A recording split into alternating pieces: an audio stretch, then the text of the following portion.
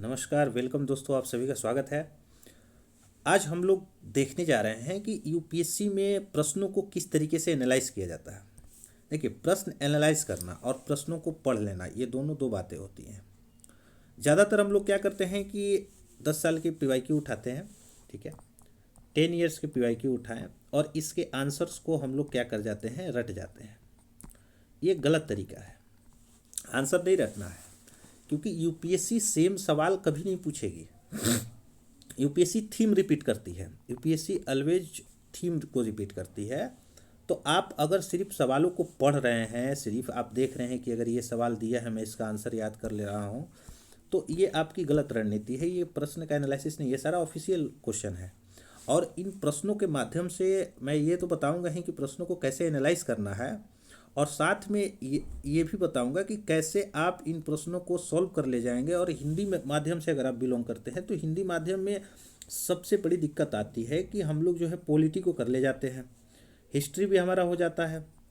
उसके बाद हम जो है ये आपको ये ज्योग्राफी के जो कुछ कंसेप्चुअल सवाल है उसको भी कर ले जाते हैं। साइंस के भी कुछ जो है बेसिक सवाल है वो हम कर ले जाते हैं। लेकिन जब इन्वायरमेंट की बात आती है तो वहाँ पर क्या हो जाता है कि पेन रुक जाता है। क्यों? क्योंकि ऐसी मान्यता बनाई गई है, ऐसी धारणा बनाई गई है कि ये सिर्फ इंग्लिश मीडियम के स्टूडेंट कर सकते हैं, क्योंकि हिंदी मीडियम में नोट्स ही नहीं है। ठीक है, लेकिन मैं आपको बता रहा हूँ कि ऐसा बिल्कुल नहीं है।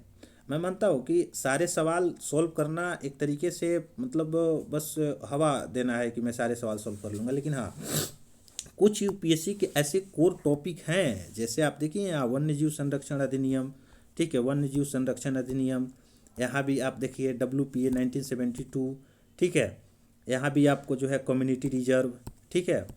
उसके बाद आप देखिए यहाँ भी आपको दिखेगा किसी संरक्षित वन्य जीव।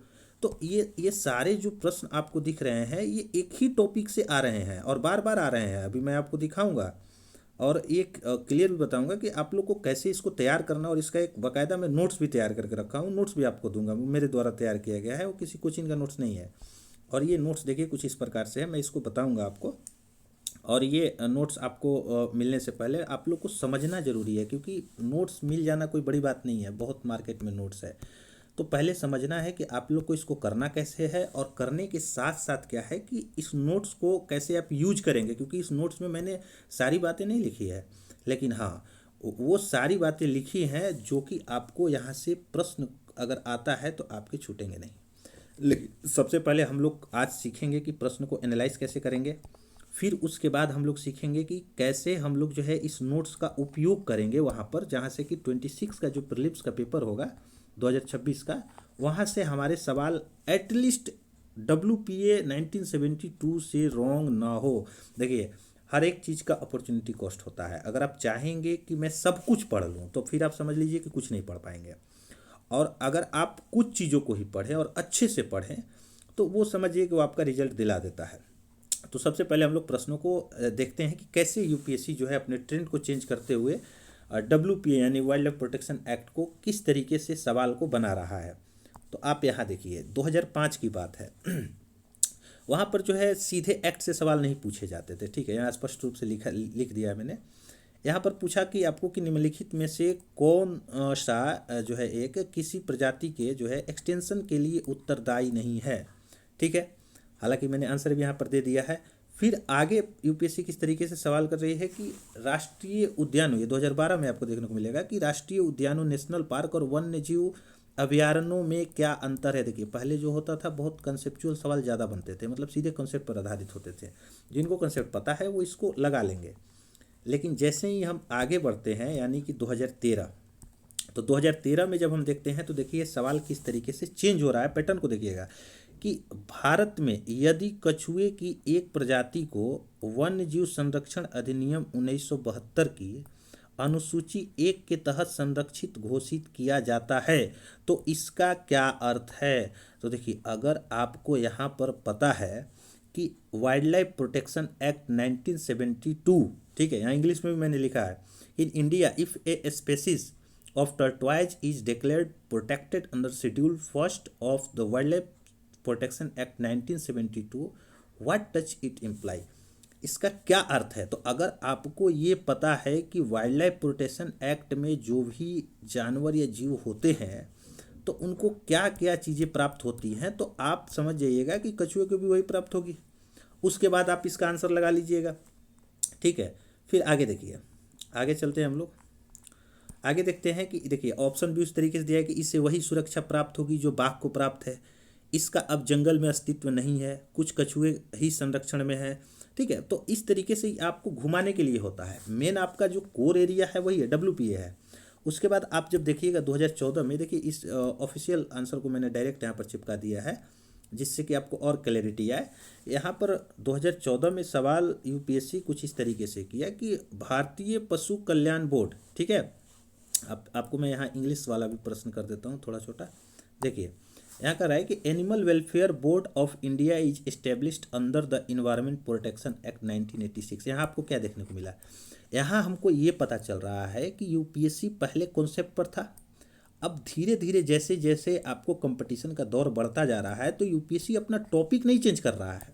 यूपीएससी क्या कर रहा है, क्वेश्चन पूछने के तरीके को चेंज कर दे रहा है। क्या चेंज कर रहा है, इसमें कुछ फैक्ट ऐड कर रहा है कि एनिमल वेलफेयर बोर्ड जो है, ठीक है, इंडिया का, established under the environmental protection act 1986। ठीक है, ये डायरेक्ट क्वेश्चन नहीं है, इनडायरेक्ट है, लेकिन उसी से संबंधित है। फिर है राष्ट्रीय बाघ संरक्षण प्राधिकरण एक संवैधानिक निकाय है।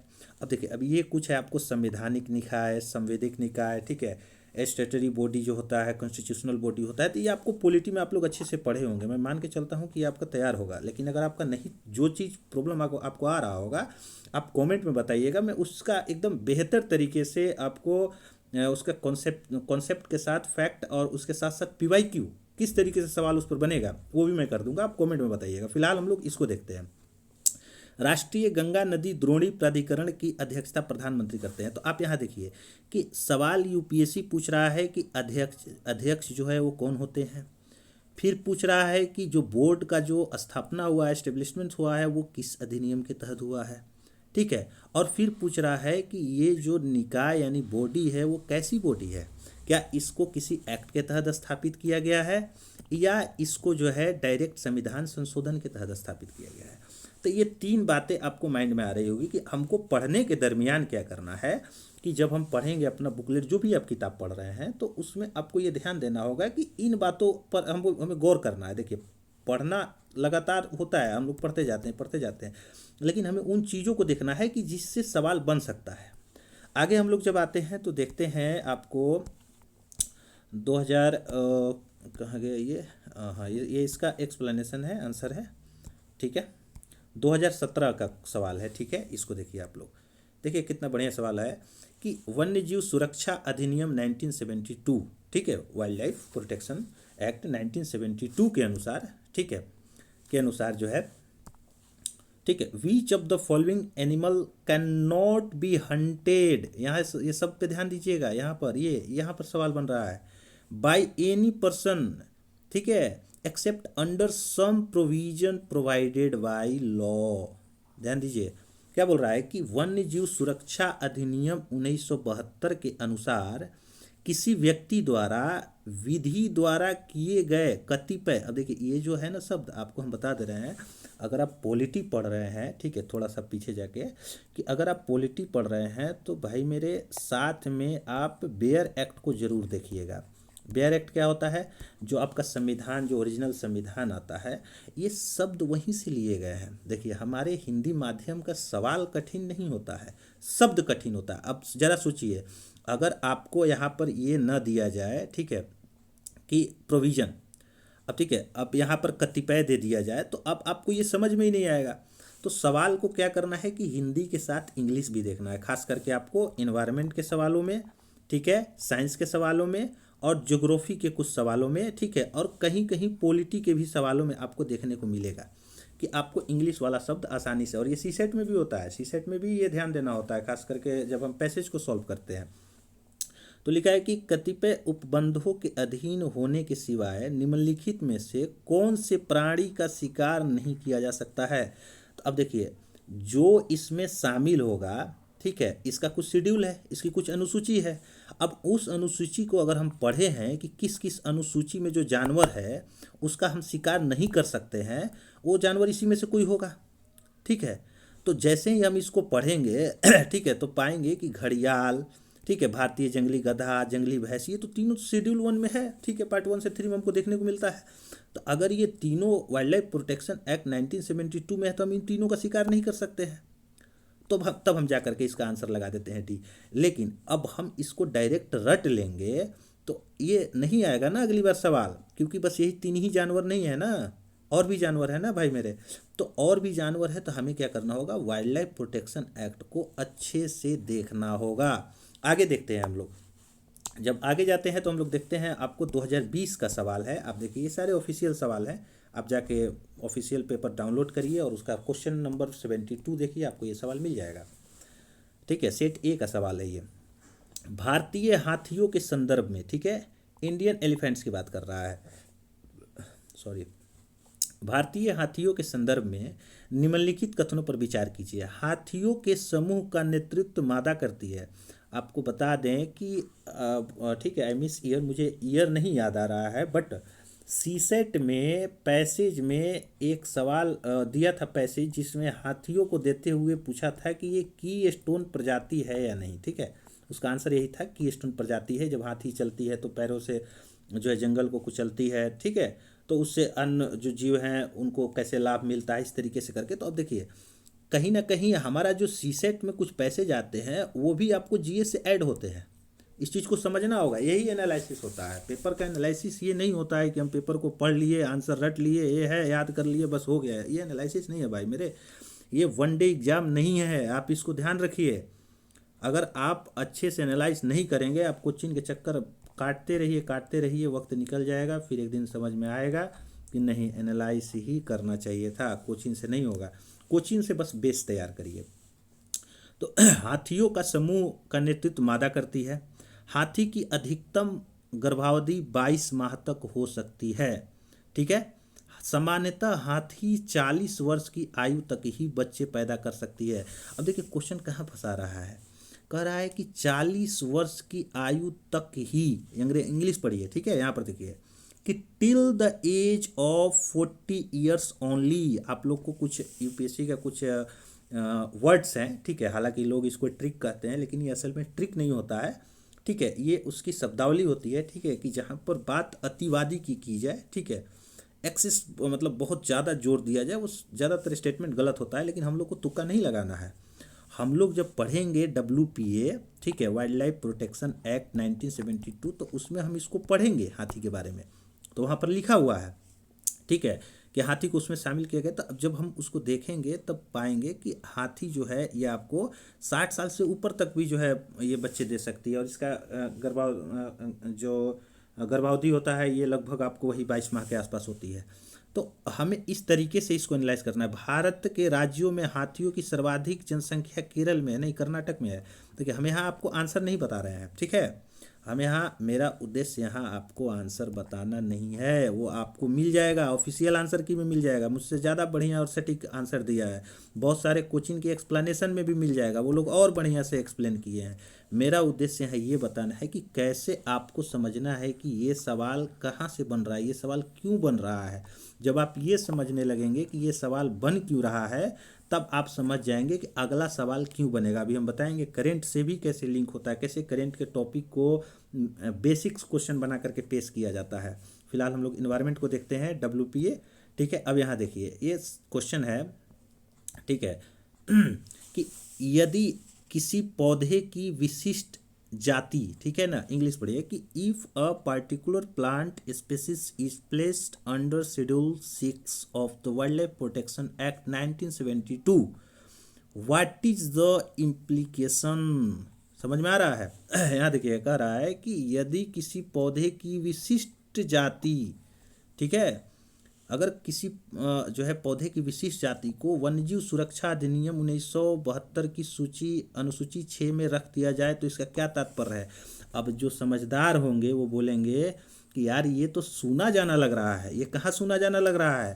तो अभी आपको दिखाते हैं कि अभी हम लोग कहाँ सुने हैं। ये अभी हम लोग पढ़ रहे हैं कौन सा, 2020 का। और ये देखिए यहाँ हम लोग अभी पढ़े थे एक सवाल, ठीक है, कि यहाँ पर एक सवाल था, ठीक है, मैं आपको दिखाता हूँ कहाँ गया सवाल। अभी हम लोग पढ़े हैं उस सवाल को, हाँ ये देखिए, ये सवाल देखिए यदि कछुए की प्रजाति को वन्य जीव संरक्षण अधिनियम 1972 की अनुसूची 1 में घोषित किया जाए तो इसका क्या अर्थ है? 2013 में पूछा था कि नहीं पूछा था 2013 में जी। अब उसके बाद 2020 में देखो कि क्या पूछ रहा है। 2020 में पूछ रहा है कि कहाँ गया, ये रहा। 2020 में पूछ रहा है कि किसी पौधे की विशिष्ट जाति को WPA 1972 के शेड्यूल 6 में रखा जाए तो क्या तात्पर्य। अब जरा सोचो कि अगर आप एनालाइज किए हो कि अगर WPA में जो भी जानवर को, पौधे को, जो भी जीव को हम लोग रखते हैं तो उसका क्या अर्थ निकलता है, तो चाहे वो पौधा शामिल करे या फिर जो है आपको कछुआ शामिल करे या कोई भी शामिल करे, आपको पता होगा। ठीक है, तो अब ये आपको पता रहना चाहिए कि जो शेड्यूल 6 है उसमें जो शामिल होगा उसके लिए क्या है। तो उसके लिए है कि लाइसेंस की आवश्यकता होगी खेती करने के लिए या उसको रखने के लिए, तो इसका भी आंसर हो जाएगा। तो इस तरीके से जब आप एनालाइज करिएगा सवालों को तब पाइएगा कि यूपीएससी घूम फिर के एक उसका अपना जो ट्रेंड है उसको पकड़ के रखा है, लेकिन हम लोग जो है कुछ से कुछ पढ़ते रहते हैं। अब देखिए यहाँ पर एक सवाल है, बहुत अच्छा सवाल है। इस सवाल को देखिए कि वन्य जीव संरक्षण के बारे में भारतीय विधियों के संदर्भ में निम्नलिखित कथनों पर विचार कीजिए। अब यहाँ देखिए, वन्य जीव एकमात्र सरकार की संपत्ति है। अभी इससे पहले भी पढ़े हैं, ठीक है, अभी आगे भी आएगा कि सरकार का एक अधिकार है, ठीक है, सरकार के अंदर है, ठीक है। जब किसी वन्य जीव को संरक्षित घोषित किया जाता है तो यह जीव चाहे संरक्षित क्षेत्र में हो या उससे बाहर हो समान संरक्षण का हकदार है। किसी संरक्षित वन्य जीव के मानव जीवन के लिए खतरा बन जाने की आशंका में उस जीव को पकड़कर मार दिए जाने का पर्याप्त आधार है। तो अब देखिए, अगर आप WPA 1972 को अच्छे से पढ़े हैं कि उसमें जो जो शामिल जानवर है उसके खतरा पर क्या होगा प्रावधान, उसके शामिल होने से क्या होगा, उसके संरक्षण में, उसको रखने में लाइसेंस चाहिए नहीं चाहिए, तो आप इन सवालों को ऑटोमेटिक कर ले जाएंगे। ज़्यादा मुश्किल सवाल नहीं है ये। मुश्किल इसलिए है कि हम इसके बारे में नहीं पढ़ते हैं, हम इसको रटने लगते हैं कि ये है तो चलो भाई जो सही है उसको रट लेते हैं। नहीं, ऐसा नहीं करना है। ठीक है, इंग्लिश में देख लीजिए इसको, क्या है कि with the reference to Indian laws about wild life protection consider the following statement.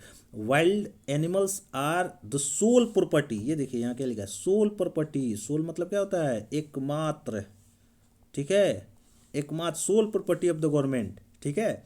When a wild animal is declared protected such animal is entitled for equal protection whether it is found in protected areas और outside. ठीक है, तो इस तरीके से जब हम लोग देखते हैं तो सवाल हमारा पता चलता है कि सवाल जो है अगर हम WPA को सही से तैयार कर ले तो लगभग हर साल सवाल बनता है। ठीक है, हालांकि इसका आंसर बी होगा, केवल 2 होगा, क्योंकि ये एकमात्र जो दिया था तो आपको बम्बई हाई कोर्ट जो है इसको फैसला दिया था कि जो जानवर है वो सरकार की एकमात्र जो है संपत्ति नहीं हो सकती है। ठीक है, तो इसलिए जो है यही उस समय आपको लगभग ये सवाल जो बना है कब का बना है, 2022 का बना है। तो ये सवाल इसलिए है कि आपको उस समय थोड़ा ये चर्चा में आ गया था। ठीक है, आगे देखिए, आगे जब हम लोग देखते हैं 2023 का सवाल ठीक है 2023 का सवाल जब हम देखते हैं तो इसमें देखिए क्वेश्चन को पढ़िएगा कि एक बार यदि केंद्र सरकार, अब देखिए अभी थोड़ा देर पहले हम पढ़े हैं और कुछ उसी से मिलता जुलता है, एक बार यदि केंद्र सरकार किसी क्षेत्र को समुदाय प्रारक्षित कम्युनिटी रिजर्व संरक्षण, समझ रहे हैं, कर दे तो राज्य का मुख्य वन्य जीव वार्डन ऐसे वन का नियंत्रक प्राधिकारी बन जाता है।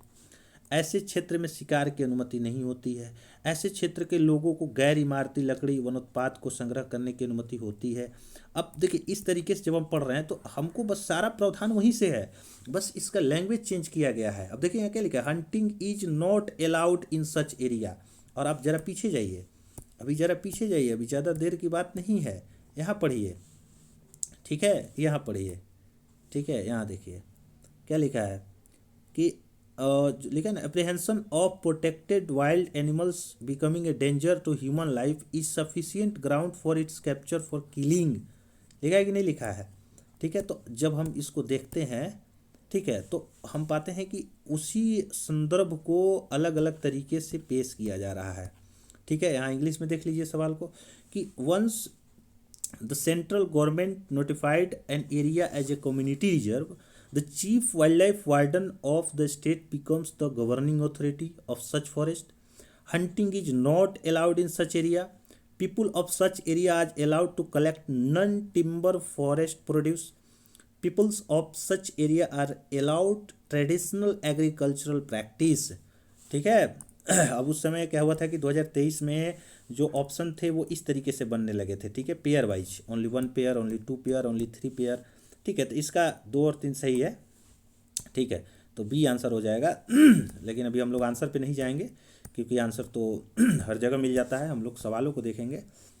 ठीक है, देखिए देखिए क्वेश्चन है। अब देखिए, ये एक ऐसा सवाल है जिसको यूपीएससी ने डिलीट कर दिया। ये 2024 का सवाल है, 2024 का ऑफिशियल क्वेश्चन है। यूपीएससी इसको डिलीट कर दिया। डिलीट करने के पीछे भी रीजन बताएंगे आपको।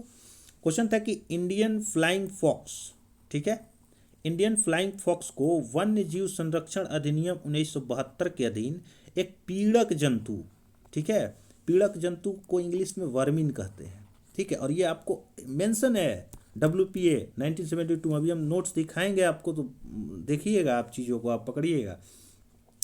ठीक है, vermin category in the wild life protection act 1972।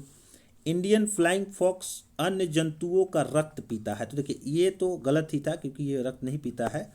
तो इसका आंसर तो ऐसे लोग सी लगाए थे, लेकिन हुआ क्या था, डिलीट करने के पीछे रीजन ये था, यहाँ मैंने लिखा है कि जो है इंडियन फ्लाइंग फॉक्स को जो है पीड़क जंतु की श्रेणी में रखा गया है। ठीक है, 2022 से पहले जो है ये बात ठीक था, शेड्यूल 5 में था। लेकिन जब अमेंडमेंट एक्ट 2022 आया तो इस जो 2023 से लागू हुआ, इसको शेड्यूल 5 को हटा दिया गया था। इसको वहाँ से 5वीं अनुसूची से हटा दिया गया था। तो अब इस पर विवाद हो सकता था ना, कुछ लोग बोलेंगे क्वेश्चन गलत है, कुछ लोग बोलेंगे सही है, इसलिए क्वेश्चन इसको डिलीट कर दिया यूपीएससी। अब हम लोग आते हैं कि भाई तब हम लोग क्या करें। तो हम लोग क्या करेंगे, अब देखिए, ठीक है, अब हम लोग जो है इसको, अब हम लोग अपने नोट्स पर आते हैं, देखते हैं कि क्या हम लोगों का सारा कवर हो रहा है। देखिए, ध्यान दीजिएगा। जो है मैं इसको जो है थोड़ा ज़्यादा ये स्लो नहीं, स्पीड में कर देते हैं, पढ़ लेते हैं क्योंकि थोड़ा वीडियो लंबा हो गया है। आप लोग ये टेलीग्राम ज्वाइन करिएगा, वहाँ से आपको ये मिल जाएगा और इसको आप पढ़ लीजिएगा। ठीक है, देखिए ऐसे था। देखिए मोस्ट इंपॉर्टेंट लगभग हर साल जो ऑप्शंस में दिखते हैं, ठीक है, वन्य जीव अभयारण्य अधिनियम, ठीक है, जो अभी हम लोग देखें। ठीक है, तो इसमें क्या है, जो यूपीएससी का जो है फेवरेट है, ठीक है, मूल मंत्र इसका क्या है कि यह जानवरों और पौधों की सुरक्षा के लिए है, जम्मू कश्मीर सहित पूरे भारत में लागू है। ठीक है, प्रमुख संशोधन जो है आपको जो है ये आपको 2022-25 ट्रेंड में देखने को मिलता है। अनुसूचियां जो है इसमें कम हुई है, पहले 6 थी, अब घट के 4 हो गई हैं। पहली अनुसूची उच्चतम सुरक्षा है, बाघ, हाथी, ग्रेट इंडियन बस्टर्ड, हाथी पूछ चुका है। ठीक है, शिकारी पूरी तरह बैन है। ठीक है, सज़ा सबसे सख्त है। अब देखिए यहाँ लिख दिया ना कि अब इसका शिकार नहीं कर सकते हैं आप, सख्त सज़ा है। अब क्या सज़ा है आगे भी हम आएंगे। ठीक है, तो अब जो भी अनुसूची 1 में होगा वो नहीं हो सकता है उसका शिकार। ठीक है, शेड्यूल 2 में क्या है, कम सुरक्षा वाले जानवर हैं। ठीक है, अब शेड्यूल 1 और 2 में सुरक्षा का स्तर लगभग समान है। ठीक है, बस सज़ा का अंतर है। शेड्यूल 3 में पौधे रखे गए हैं। ठीक है, जैसे नीलकुरंजी, पीचर प्लांट। ठीक है, इन्हें तोड़ना उखाड़ना मना है। तो अब कोई भी पौधा इसमें शामिल हो जाए, आप उसको तोड़ उखाड़ नहीं सकते हैं। उसके बाद आपको जो है वर्मिन पीड़क जंतु, ठीक है, ये आपको साइट्स वाले जानवर हैं। ठीक है, ये नया जोड़ा गया था ताकि अंतर्राष्ट्रीय नियमों का पालन हो सके। तो इस तरीके से आप देखिएगा इसके अध्यक्ष कौन होते हैं। तो ये आपको यहाँ पर सारा ये भी लिखा है कहाँ यूपीएससी आपको फंसा सकता है, कहाँ पर आपको ध्यान रखना है। ठीक है, ये सारी चीज़ों को इसमें आपको लिखा गया है ताकि आप अच्छे से इसको आप समझ सके। ठीक है, अब यहाँ से जो हम लोग प्रश्न पढ़ रहे थे वो था, फिर नोट्स आपको लास्ट में मिलेगा जब प्रश्न समाप्त हो जाएंगे। ठीक है, तब यहाँ से मिलेंगे आपको नोट्स, ये देखिए। ठीक है, यहाँ से आपको मिलेगा। ठीक है, इसमें आपको संवैधानिक आधार क्या है, 42वां, पहले वन और वन्य जीव राज्य सूची में थे, 42वां संविधान संशोधन से समवर्ती सूची में डाला गया। अनुच्छेद 48A DPSP में आप राज्य पर्यावरण वन्य जीवों को रक्षा करते हैं। ये सवाल पूछ चुका है पॉलिटी में, ये जो सवाल है ये पॉलिटी का सवाल बन चुका है भाई साहब, कोई ये अलग चीज़ नहीं लिखा हुआ है।